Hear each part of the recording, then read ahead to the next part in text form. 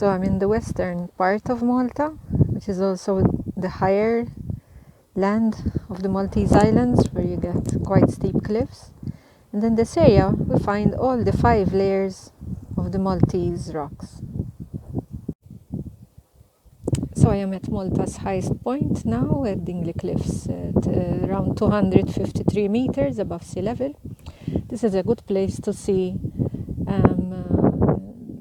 the geology of the Maltese Islands.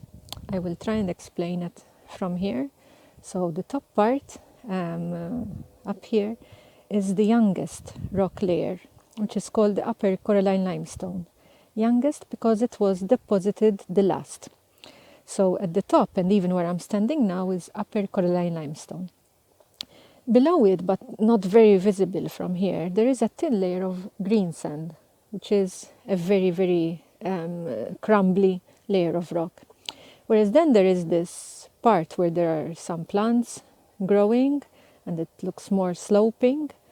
That is the blue clay, which is the only impermeable layer in Malta, meaning that rainwater does not pass through it.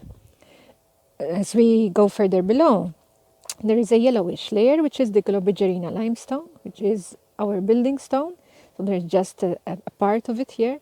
And then the cliffs, the vertical wall of cliffs going down to the sea, is made up of the oldest rock layer of Malta, which is the lower coralline limestone. So from here we can see practically the full geological layers of Malta.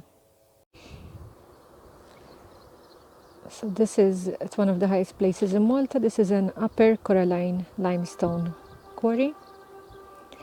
And here the rock is very hard, so it is often blasted off with explosive to break the rock into smaller pieces, which are often used, especially for materials required to lay the roads and so on.